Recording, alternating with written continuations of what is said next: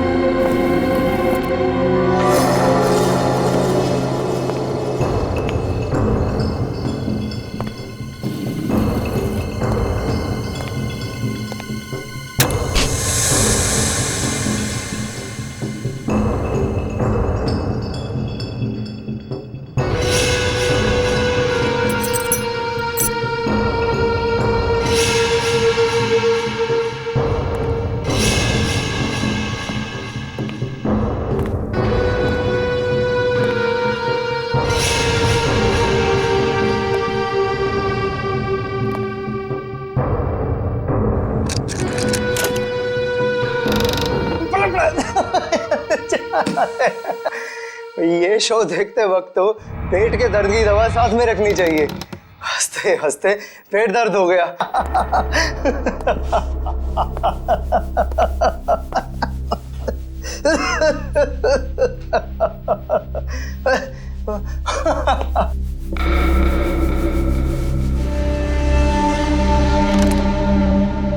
कौन है ये? प्रमोद, कौन है ये? बहुत खुशकिस्मत हो तुम। मौत से कुछ पल पहले इतनी हंसी और इतनी खुशी हर किसी को नसीब नहीं होती। कौन हो तुम? अंदर कैसे आए? मौत को अंदर आने के लिए किसी न्योते की जरूरत नहीं पड़ती है।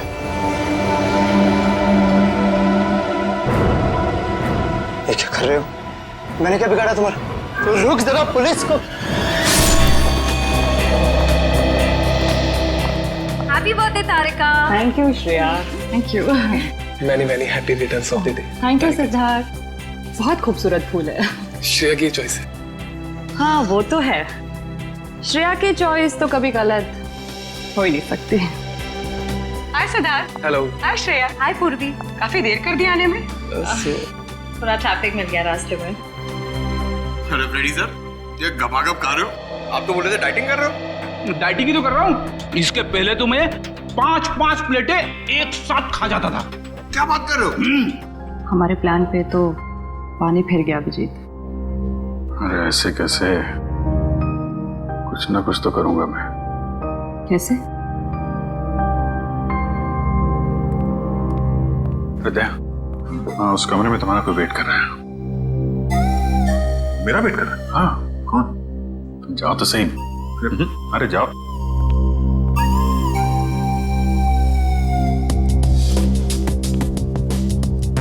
हे सिद्धार्थ, वो तुम्हें मेरी जासूसी नॉवेल्स की कलेक्शन देखनी थी ना? चलो दिखाती हूँ। चलो श्री। अरे कभी तो श्रेया को अकेले छोड़ो। ऐसी कोई बात नहीं है ना? चलो। इट्स ओके सिद्धार्थ, जाओ तो। चलो।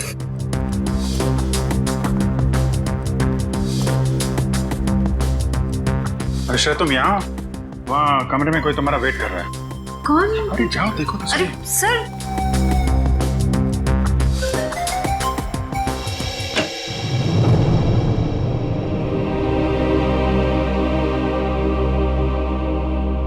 श्रेया, अच्छा किया तुम सिद्धार्थ को अपने साथ यहाँ ले आई। I am very sorry. उस दिन मैंने आपके साथ बहुत बुरा बिहेव किया था।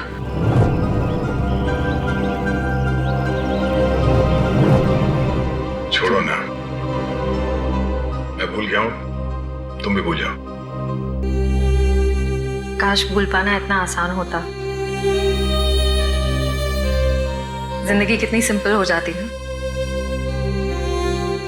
श्रेया, ये यादें ही तो है जो उदास दिलों को जिंदगी जीने का हौसला देती है। अगर यादें ही ना हो तो जिंदगी कितनी बोरिंग हो जाएगी। तो क्या तुमने सिद्धार्थ से शादी करने का फैसला कर लिया? मेरा दिल कुछ और कह रहा है, दिमाग कुछ और। मैं जानता हूँ श्रेया, हमारे काम में हम दिल की नहीं दिमाग की सोचते हैं, मगर एक बार सीआईडी ऑफिसर ने एक आम लड़की की तरह सोचो, दिल का इस्तेमाल करो, उसकी आवाज सुनो। मेरे दिल में तो एक ही इंसान का नाम गूंजता रहता है और वो नाम है श्रेया। सिद्धार्थ। सिद्धार्थ प्लीज, सिद्धार्थ मेरी बात तो सुनो प्लीज। अब सुनने को बाकी क्या रह गया? पूरी हकीकत मैंने अपनी आंखों से देख ली है। तुम दया से प्यार करती हो ना?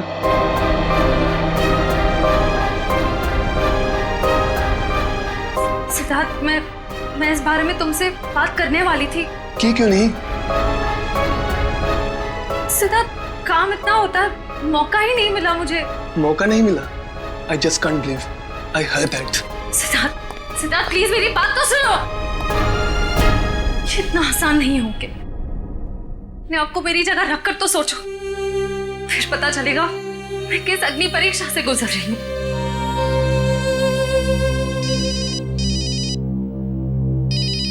हेलो, कौन? सर, दोनों पति पत्नी थे, प्रमोद और शांति। सर, हमने कभी सपने में भी नहीं सोचा था कि हमारे होटल में ऐसा कुछ होगा। एक मिनट, आप बाहर खड़े रहिए।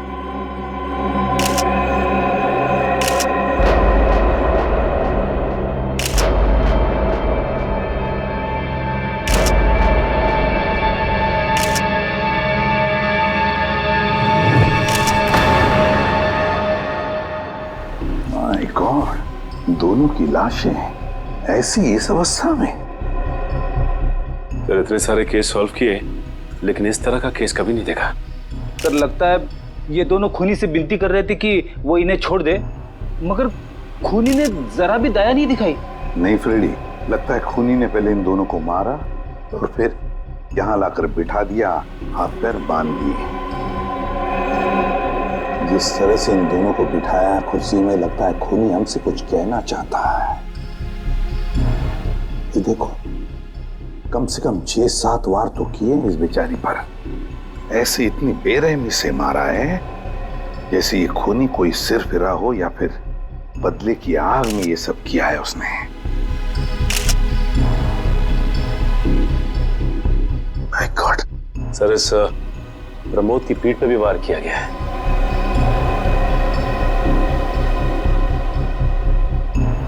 क्या हुआ? सर, इसकी सांसें चल रही है, जिंदा ही। प्रमोद जिंदा है? तो जल्दी से इसे हॉस्पिटल ले जाओ, इसका जिंदा रहना बहुत जरूरी है। संभाल के। चल। आजा।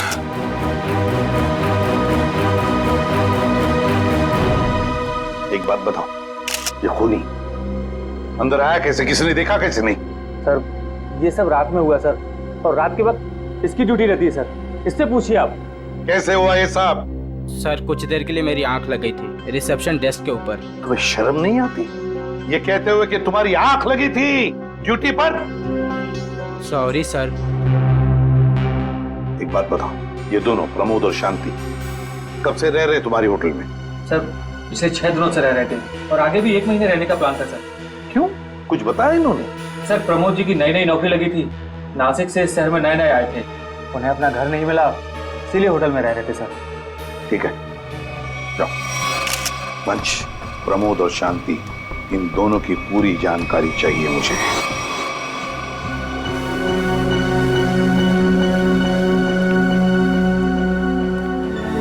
हाँ सचिन, ये प्रमोद कैसा है? सर, डॉक्टर ने ऑपरेशन शुरू कर दिया है, थोड़ी देर में पता चल जाएगा सर। लगता है सचिन, ये खूनी शांति को ही मारने आया था, प्रमोद को नहीं। देखो ना, उसने प्रमोद पर सिर्फ एक ही वार किया और फिर देखा तक नहीं कि वो जिंदा है या मर गया।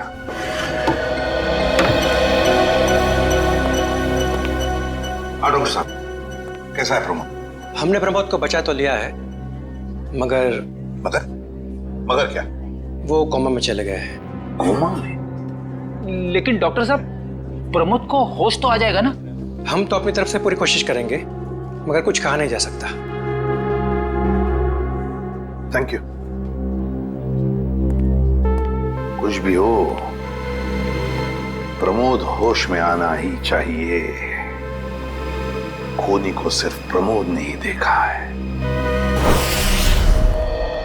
डॉक्टर साहब, शांति की लाश से कुछ पता चला? दया, मौत की वजह तो तुम लोगों को क्राइम स्पॉट पे ही पता चल गई होगी। पेट पर चाकू के इतने सारे घाव हैं, उसी की वजह से मौत हो गई बेचारे की। हाँ, वो तो हमें पता चल गया था। उसके अलावा कुछ और? हाँ, एक खास बात। 2 महीने पहले इसका किडनी का ऑपरेशन हुआ था। ये देखो, इसमें फोटो है। किडनी का ऑपरेशन? वंश, पता करो शहर के किस हॉस्पिटल में शांति के किडनी का ऑपरेशन हुआ था। जैसे और सर, वो क्राइम सीन पे जो खून मिला था वो शांति और प्रमोद का ही है। खूनी ने खून करने से पहले एक एक कदम फूंक फूंक कर रखा है। हाँ, काफी प्लानिंग की है खूनी ने इस जुर्म को अंजाम देने के लिए। उसे पता था कि ये प्रमोद ऑफिस से कितने बजे वापस आता है और वो होटल के कमरे में पहुंच गया जब दोनों मौजूद थे। पर सर, अगर उसका मकसद शांति को ही मारना था तो वो तो प्रमोद के आने से पहले ही जुर्म को अंजाम देकर वहां से फरार हो सकता था। हाँ, ये बात तो है। मुझे लगता है खूनी ने प्रमोद के ऊपर सिर्फ एक ही बार वार किया, और वो इसलिए क्योंकि वो चाहता था कि वो कोमा में पहुंच जाए और जिंदा लाश बन जाए। सर, लगता है ये खूनी कोई एक्सपर्ट है जो अच्छी तरह से जानता था कि वार कहाँ पे करना है। सर, वो एक्सपर्ट नहीं, मुझे तो सरफिरा लगता है। वरना मारने के बाद इन्हें प्रार्थना की पोजीशन में क्यों बैठा था? कोई तो गहरा कारण है सबके पीछे जो इस खूनी के अतीत से जुड़ा हुआ है।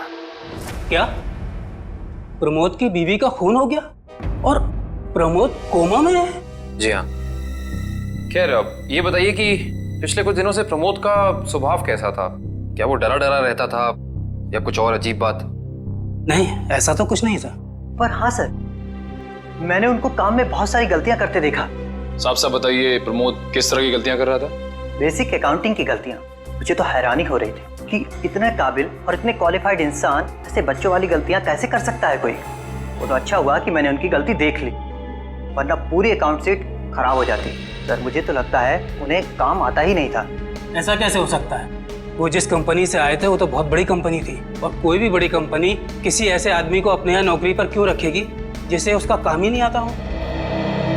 अब तो इस प्रमोद की सारी कुंडली निकालनी पड़ेगी। तो पति पत्नी प्रमोद और शांति एक नंबर के धोखेबाज थे। उनके सारे सर्टिफिकेट्स और डॉक्यूमेंट्स नकली हैं। स्कूल और कॉलेज हर जगह के। ऐसी क्या वजह हो सकती है जिस वजह से 420 करके ये उस फाइनेंस कंपनी में काम कर रहा था? ये इस प्रमोद को वहाँ काम करके क्या फायदा हो सकता है? इस सवाल का जवाब तो उसी वजह से जुड़ा है निखिल, जिसकी वजह से इस प्रमोद की हत्या की गई। पर वजह जो भी हो, उस वजह का पता तो CID निकाल ही लेगी। लेकिन सर, हो सकता है इन दोनों का नाम भी नकली हो सकता है। ऐसा भी हो सकता है कि ये दोनों असली प्रमोद और शांति हो ही ना, बल्कि कोई बहरूपिये हों जिन्होंने उन दोनों की जगह ले ली हो सकता है। एक सेकंड। हेलो, हाँ बोल रहा हूँ। हाँ, कौन सा hospital? Okay, thank you so much. क्या हुआ निखिल? हमारा अंदाजा सही निकला। 2 महीने पहले पुणे की मोती हॉस्पिटल में इस प्रमोद की पत्नी का एक ऑपरेशन हुआ था। वहाँ प्रमोद की पत्नी का नाम शांति नहीं बल्कि विनीता लिखा हुआ है। विनीता? मोती हॉस्पिटल, पुणे।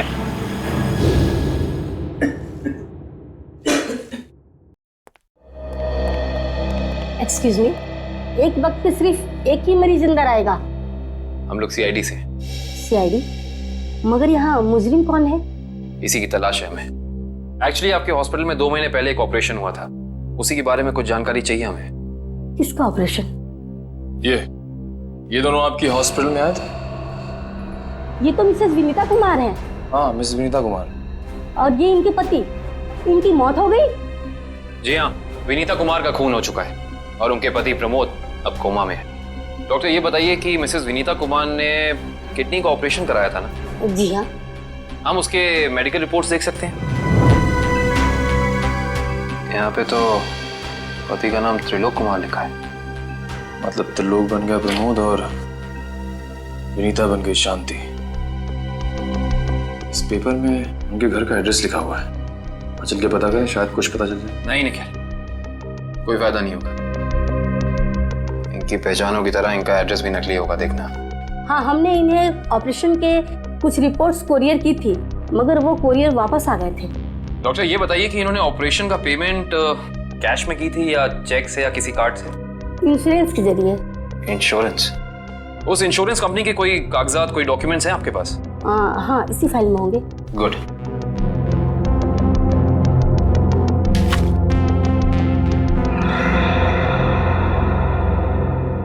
बिज हेल्थ इंश्योरेंस। अंकित, सभी अकाउंट्स और सभी खाते अच्छी तरह से बंद हो जाने चाहिए। कल शाम 5 बजे तक ऑडिटर आ जाएगा।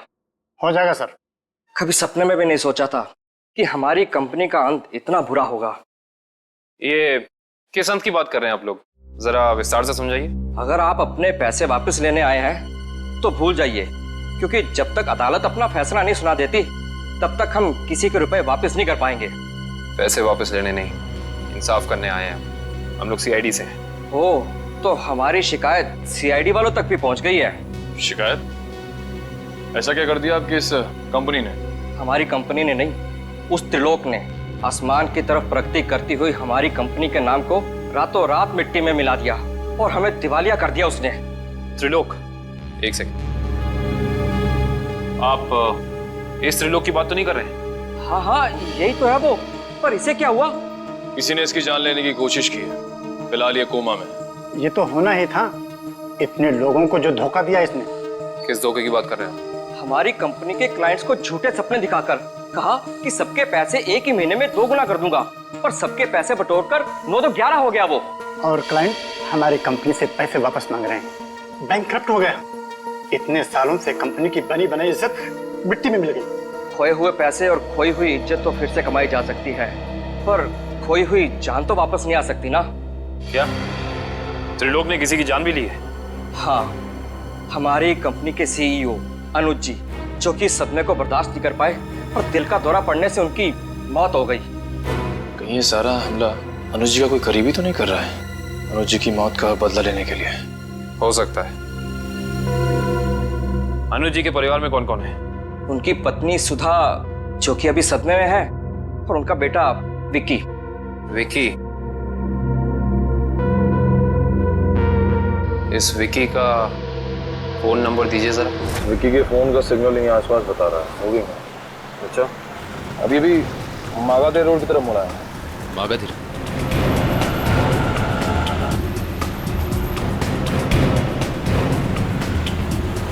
देखो सिग्नल में कुछ पता चला? एक मिनट में। क्या हुआ? इस विक्की के फोन का सिग्नल यहीं आसपास बता रहा है। कहीं विक्की इस बाइक को तो नहीं? हाँ सर, हो सकता है ये विक्की है। चेक करते हैं।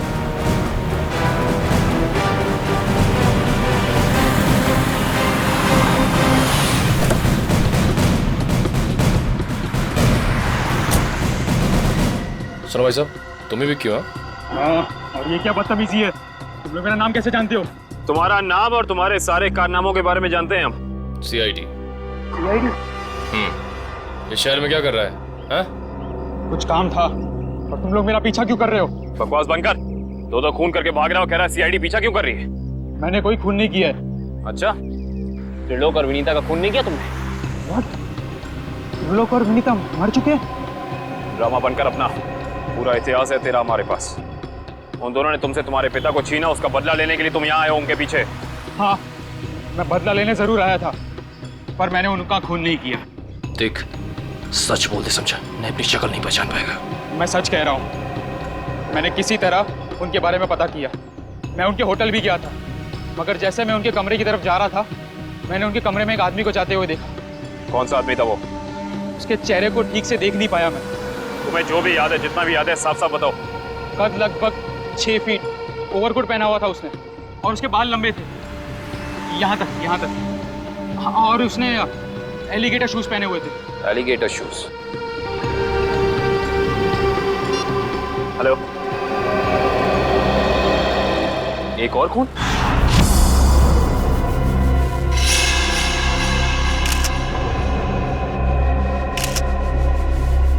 लाश ऐसे अजीब ढंग से क्यों बैठा है?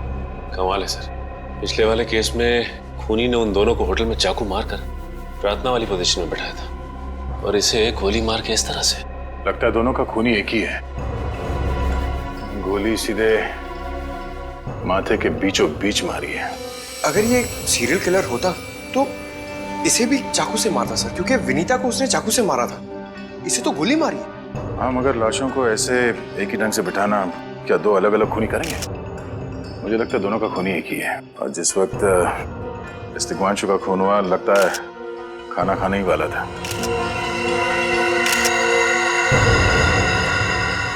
तो यहाँ पे दूसरी प्लेट भी पड़ी है। कहीं ऐसा तो नहीं कि ये तिग्मांशु की बीवी के लिए थी? मैम सब तो 1 हफ्ते के लिए गाँव गई हुई है, 1 हफ्ते के बाद लौटेगी। तो क्या घर में कोई और आदमी था जिसके लिए तिग्मांशु ने एक और प्लेट में खाना डाला? नहीं साहब। अच्छा, जब तुम घर वापस आए उस वक्त ये दरवाजा खुला था या बंद था? नहीं साहब, बंद था। तो फिर तुम घर के अंदर कैसे आए? साहब ने एक चाबी मेरे पास भी दे रखी है। जो कोई भी था, ऐसा लगता है कि तिग्मांशु उस आदमी को जानता था। एक काम करो सचिन, पंकज, घर की अच्छी तरह से तलाशी लो, देखो कुछ मिलता है क्या।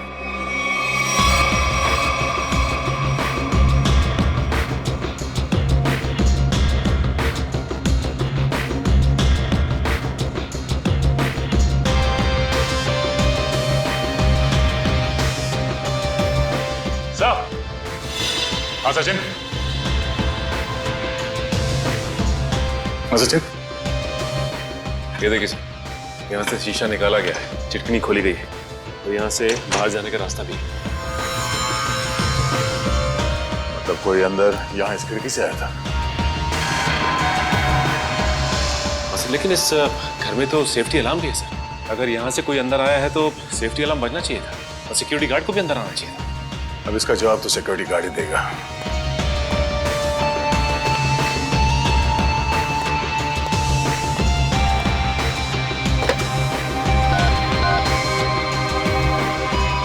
Hello security.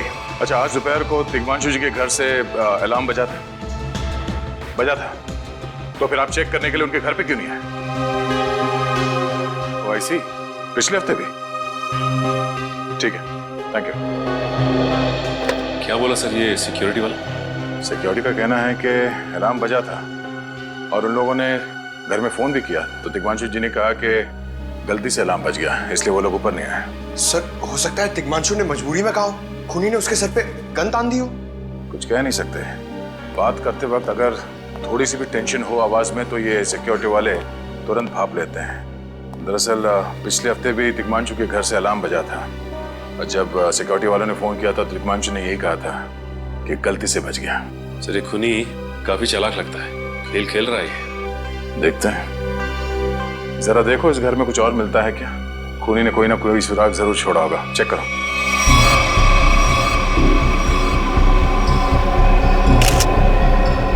सर एक मिनट सर।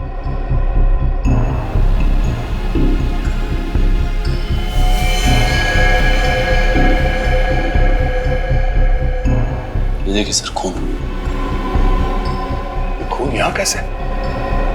कहीं खूनी का तो नहीं है खून? ये तो डॉक्टर सालों के ही बताएंगे। वो खून किसका है ये अभी पता चल जाएगा। तारिक आती होगी रिपोर्ट लेकर के। डॉक्टर साहब, इस तिग्मांशु के बारे में कुछ और पता चला? हाँ। वो कैसे?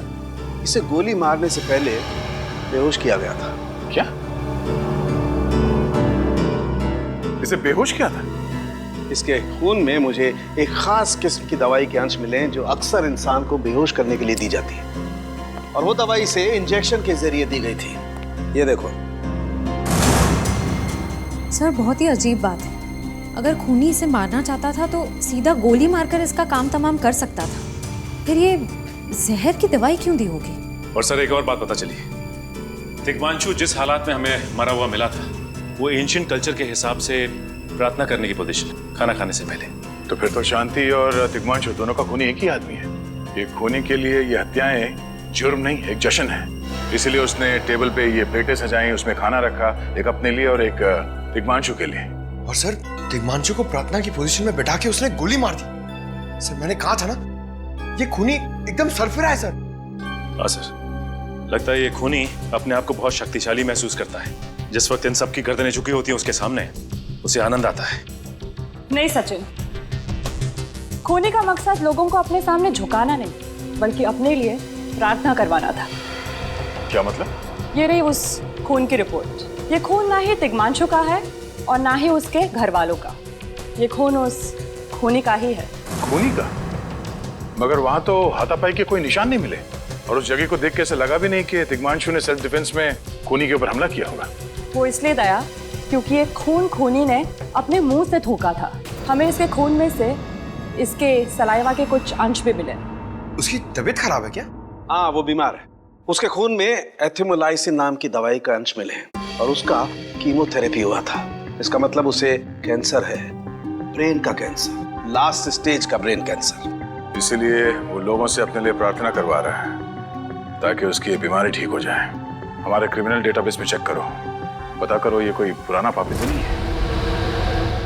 नहीं सर, उस खूनी का हमारे क्रिमिनल डेटाबेस में कोई रिकॉर्ड नहीं है। कोई इतिहास नहीं है? नहीं सर। सर, तिग्मांशु की पूरी कुंडली निकाल के लाओ सर। प्रमोद की तरह इसकी पहचान भी नकली है। व्हाट? हाँ सर, ये देखिए, उसका असली नाम राकेश है और जिस तरह प्रमोद को चासू बीसी की आदत थी, ठीक उसी तरह राकेश भी भूली भाली लड़कियों को फंसाता था शादी के झांसे में। कई लड़कियों ने आत्महत्या किया इस तिग्मांशु और राकेश के चक्कर में। हाँ सर, शादी के बाद उनके पैसे लेके ये गायब हो जाता। सर, इसका मतलब खूनी ने 2 ऐसे लोगों को मारा जो पहले से मुजरिम थे। शायद उसने सोचा होगा कि मरने से पहले कुछ अच्छे कर्म कर लूं। नहीं श्रेया, जरूर कोई रिश्ता रहा होगा उसका इन दोनों अपराधियों के साथ। पता करो इन दोनों अपराधियों का केस किस पुलिस स्टेशन में फाइल किया गया था? सर, ब्रेन कैंसर के जितने भी पेशेंट्स हैं शहर में, उन सबकी लिस्ट मिल गई है सर। कुल मिला के ऐसे 50 पेशेंट्स हैं, जिसमें से 10 पेशेंट्स ऐसे हैं जो कैंसर की लास्ट स्टेज पे हैं। उनमें से 4 औरतें हैं, बचे 6। हाँ सर, और इन 6 में से 4 ऐसे हैं जो 70 साल से ऊपर के बुजुर्ग हैं। अब बचे 2, ये उदय और भानु। तुम इन दोनों से मिले? हाँ सर, ये उदय 6 महीने से हॉस्पिटल में है। और भानु? भानु सर 1 महीने से हैदराबाद में। ये कैसे हो सकता है सचिन? अगर वो मुजरिम इसी शहर में है तो कहीं ना उसका इलाज चल रहा होगा ना कहीं से वो दवाई खरीदता होगा। वांची सर, इस शहर में जितने भी केमिस्ट है जहाँ पे ब्रेन कैंसर की दवाइयाँ बेची जाती है, उन सब की लिस्ट चाहिए मुझे। सब पता चल गया। त्रिलोक और राकेश दोनों के खिलाफ एक ही थाने में केसेस दर्ज किए गए थे, जगतपुरी थाने। इस केस का पूरा इतिहास जगतपुरी थाने से ही पता चलेगा।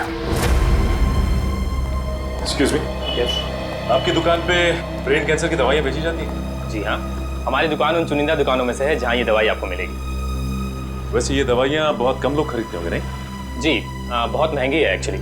अच्छा, जो लोग ये दवाइयाँ खरीदते हैं उनकी लिस्ट मिल सकती है हमें?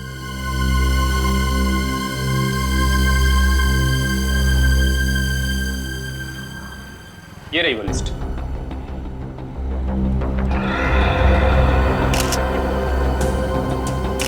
तपन, उदय और नितिन, ये तीनों लोग तो उस मरीज की लिस्ट में थे। अच्छा, आपको पूरा यकीन है कि इनके अलावा और कोई नहीं आता ये दवाई लेने के लिए? जी नहीं, लेकिन हो सकता है कोई गैर कानूनी तरीके से ये दवाई खरीद रहा हो। ये दवाइयाँ काफ़ी महंगी है ना, आम आदमी इसका खर्चा नहीं उठा सकता। अच्छा, आप किसी ऐसे आदमी को जानते हैं जो ये गैर कानूनी काम करता है? एक आदमी है, आंद्रे नाम है उसका। प्यार से लोग उसे एंडी कहते हैं। ये जो ज्वाला रोड पे पब्लिक पार्क है ना, अक्सर वही मिलता है। कांस्टेबल सुनील? Yes sir. आप सीआईडी से ही हैं ना? हाँ, हमारी बात शायद आप ही से हुई थी। साहब बताइए, कांस्टेबल सुनील आपके लिए क्या कर सकता है? सुनील जी, हाल फिलहाल में इस रिकॉर्ड रूम में कोई चोरी वगैरह हुई थी क्या? चोरी नहीं तो सर, अब यहाँ वाला कोई चोरी कैसे करेगा? सुनील, फिर आप एक हेल्प कर सकते हैं हमारी। हमें 2 मुजरिमों की फाइल चाहिए। एक का नाम है त्रिलोक कुमार और दूसरे का राकेश भिवेन। एक मिनट सर, क्या नाम बोले? राकेश? राकेश भिवेन।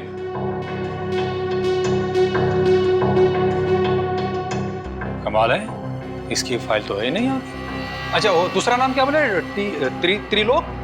त्रिलोक कुमार। इसकी भी नहीं है? दोनों की फाइल्स नहीं। हाँ सर, लेकिन यहाँ पर चोरी की तो कोई घटना नहीं घटी। पता नहीं फाइलें गायब कैसे हो गई। सुनील, यहाँ याद करने की कोशिश करो, हाल ही में कोई दुर्घटना घटी थी क्या? पिछले महीने ऑफिस एरिया में आग लग गई थी, तो अच्छा हुआ फायर ब्रिगेड वाले जल्दी आ गए और हमारे रिकॉर्ड्स नष्ट नहीं हुए। जरूर ये आग भी जानबूझकर लगाई गई थी। आग लगने की वजह क्या थी? वो बताया गया कि मेन स्विच बोर्ड के अंदर शॉर्ट सर्किट हुआ था कोई इलेक्ट्रिशियन भी आया था काम करने के लिए? जरूर वहीं छेड़छाड़ की गई है। उस इलेक्ट्रिशियन का कोई आता, कोई पता, कोई कांटेक्ट है? दूसरे कांस्टेबल के पास था, लेकिन वो तो रिटायर होके गांव चले गए। हाँ, कोई बात नहीं। सुनील, एक काम करिए, आप चेक करके बताइए कि और किन किन मुजरिमों की फाइल्स यहाँ से गायब हुई हैं। Okay sir. पता तो चले आखिर अगला शिकार है कौन इस अनोखे खूनी का। ये ले पैसे। अरे ये दवाइयाँ तो असली है ना। अरे अंकल जी, ये जो शक की बीमारी है ना, कैंसर से भी ज्यादा खतरनाक है। अगर आपको यकीन नहीं है कि ये दवाई असली है या नहीं, तो खुद जाकर दुकान से क्यों नहीं खरीद लेते? अरे तुम तो बुरा मान गए, मैं तो बस ऐसे ही पूछ रहा था, मेरा मतलब वो नहीं। जानते हो, इस तरह से दवाइयाँ बेचना और खरीदना दोनों गैर कानूनी है। भाग के तुम्हारा कोई फायदा नहीं है। मैंने सुना था कि सीआईडी बड़े बड़े केस हैंडल करता है।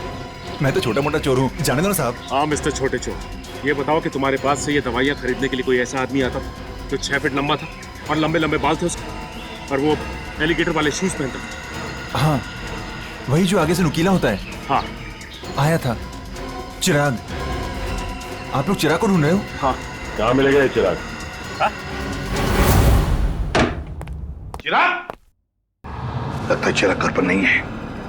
कमरे अच्छी तरह से चेक करो, देखो कुछ मिलता है क्या। पंकज, कंप्यूटर चेक करो।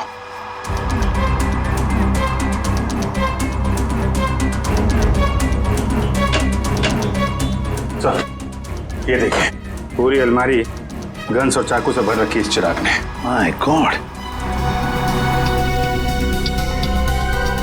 सर, हाँ, अंदर के कमरे में से ये खून से भरे हुए कपड़े मिले। पुलिस रिकॉर्ड रूम से फोन है। देखो। हेलो जी, कहिए। कौन? संदीप, स्वाधीन और हेमंत। ओके, ठीक है। कौन है ना? सर, त्रिलोक और तिग्मांशु की तरह इन तीनों की फाइल भी चोरी हुई है पुलिस रिकॉर्ड रूम से। मतलब अभिजीत, अब ये चिराग इन तीनों में से किसी एक को मारने वाला है। सर एक सेकंड, ये देखिए सर, इस कंप्यूटर की फाइल में इन तीनों की फाइल है। सर ये तीनों भाई हैं और बदमाश भी हैं, और इन्होंने 3 खून किए हुए हैं सर। यहाँ पे 2 एड्रेस है, एक चीकूवाड़ी और एक चारको। चारको पर चीकूवाड़ी। एक काम करते हैं अभिजीत, हम दोनों चीकूवाड़ी चलते हैं और तुम लोग तीनों भी चारको चले जाओ। Yes sir. हाँ सर। चलो अभिजीत।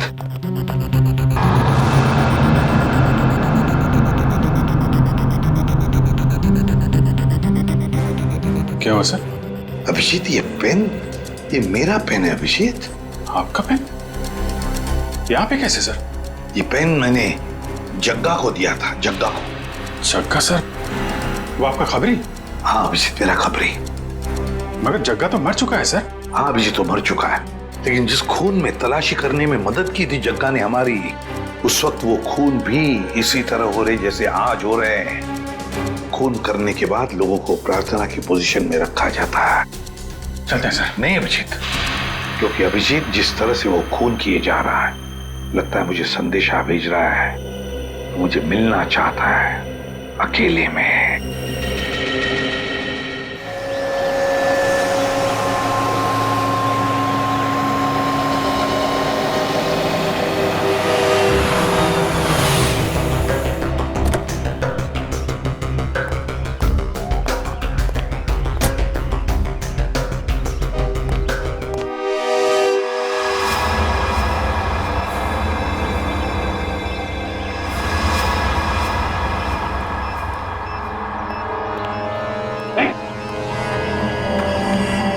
प्लीज हमें बचा लीजिए, किसी तरह हमें मार डालेगा।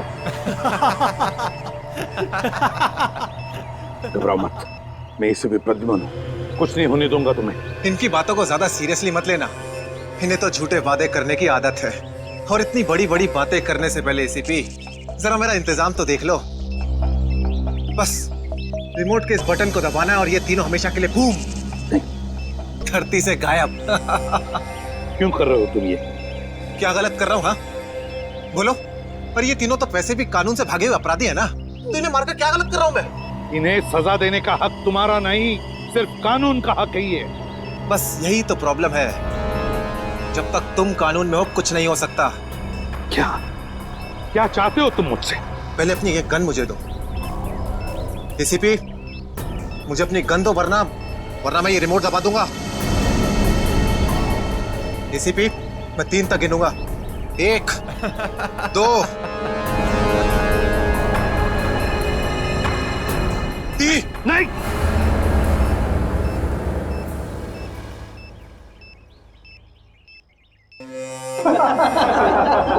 बहुत अच्छे, बहुत अच्छे। तो तुम जानना चाहते थे ना कि मैं तुमसे नफरत क्यों करता हूँ? जग्गा खबरी का नाम ध्यान है? याद है मुझे। मैं उन्हीं का बेटा हूँ। पता चल चुका था मुझे। एसीपी, तुमने मेरे पिताजी से वादा किया था ना कि तुम उनका बाल भी बाका नहीं होने दोगे। फिर क्यों नहीं बचा सके उन्हें? बोलो। देखो चिराग, तुम्हारे पिताजी की मौत का बोझ आज भी मेरे दिल पर है। बंद करो ये तुम्हारा नाटक। उस वक्त कहाँ थे तुम, जब मेरे पिताजी की मौत के बाद मैं और मेरी माँ दर दर की ठोकरें खा रही थी? खाने के पैसे तक नहीं थे हमारे पास। तो तुम मेरे पास चले आते, मैं कुछ मदद कर सकता था तुम्हारी। क्या कर लेते तुम? हाँ, सिवाय झूठे वादों के। तुम्हें पता है एसीपी, मुझे कैंसर है, आखिरी स्टेज। और ये इसीलिए क्योंकि मेरी माँ के पास पैसे नहीं थे मेरे इलाज के लिए। मैं तुम्हारा दुख समझ सकता हूँ चिराग, तुम्हारी तकलीफ समझ सकता हूँ, मगर इन तीनों ने क्या बिगाड़ा है तुम्हारा? तुम इन तीनों की जान बचाना चाहते हो? हाँ। तो तुम्हें अपनी बलि देनी होगी। क्या मतलब? मतलब तुम्हें इस बिल्डिंग से छलांग लगानी होगी, ताकि फिर कोई जग्गा खबरी सीआईडी का शिकार ना बने।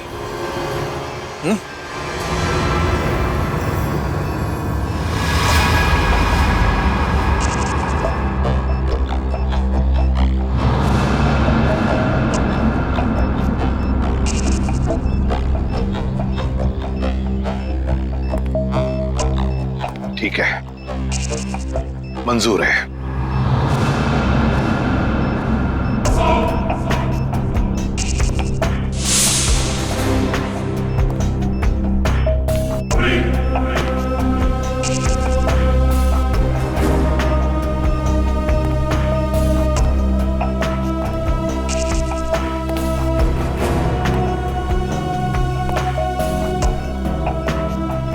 चढ़ो एसीपी, चढ़ो।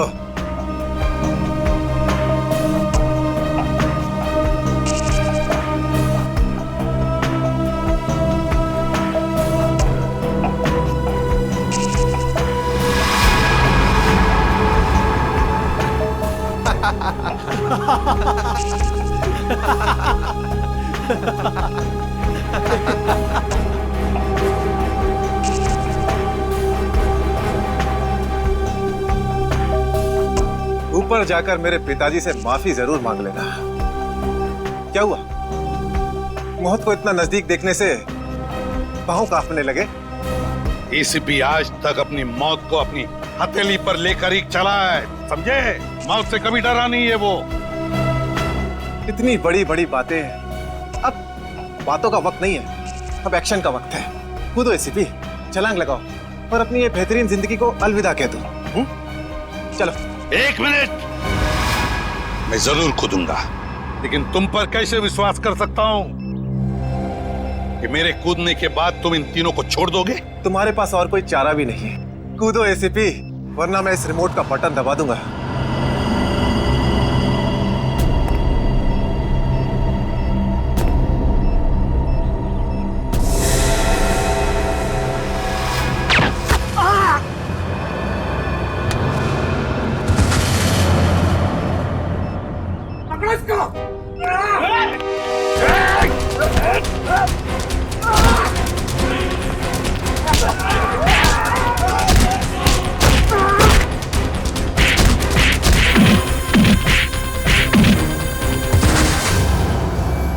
बस मिस्टर चिराग, बहुत चला लिया न्याय की अदालत। सीआईडी का काम सीआईडी को सौंप दो। रेडी? पंकज, उन तीनों के शरीर से बॉम्ब हटा दो, संभाल के। और तुम मेरे दोस्त, मेरा खबरी जग्गा के बेटे लगते ही नहीं, उस बेचारे ने तो अपनी जान कुर्बान की हमारी मदद करने में, कानून की मदद करने में। मगर तुम, लानत है तुम पर, जैसे घटिया काम करने निकले थे। 2 खून किए तुमने। तुम्हें तो शायद फांसी ही होगी, फांसी।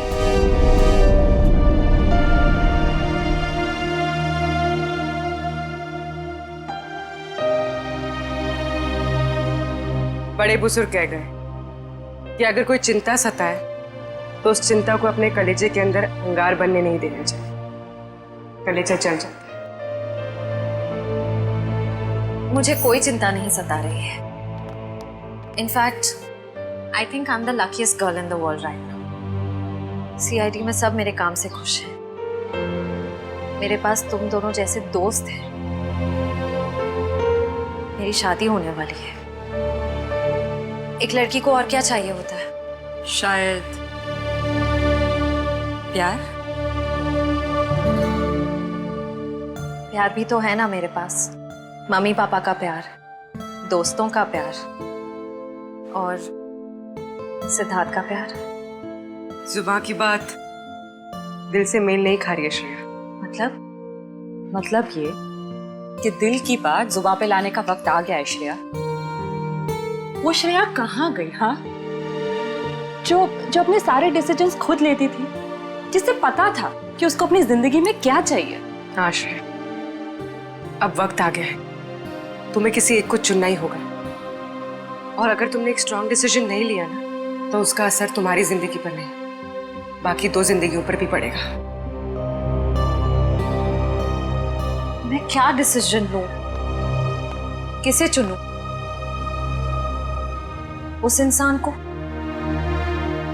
जिसे मैं बहुत प्यार करती हूँ, पर उन्होंने कभी अपने प्यार का इजहार नहीं किया, या शायद वो मुझसे प्यार करते ही नहीं, या फिर उस इंसान को जो मुझसे बहुत प्यार करता है, मुझे पलकों पर बैठा कर रखता है।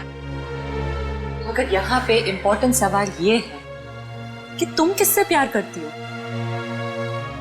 नहीं तारिका, यहाँ ये बात इंपॉर्टेंट है कि अब मैं पीछे नहीं हट सकती।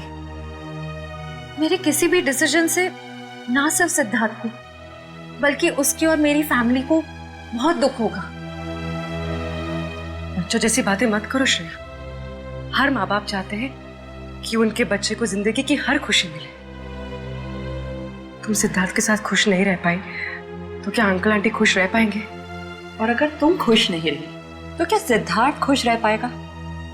तुम्हारा एक कदम श्रेया बहुत सारी जिंदगियों को अफेक्ट करेगा। तुम बस दिल से काम लो। देखो, दिल हमेशा सही रास्ता दिखाता है। ठीक है, अब से मैं अपने दिल की बात सुनूंगी। अगर मैं किसी भी कदम पर कमजोर पड़ जाऊं तो तुम दोनों को मुझे सही रास्ता दिखाना होगा। हाँ, लेकिन एक शर्त पे। कैसी शर्त? तुझे आइसक्रीम खिलानी पड़ेगी। Of course. So sweet.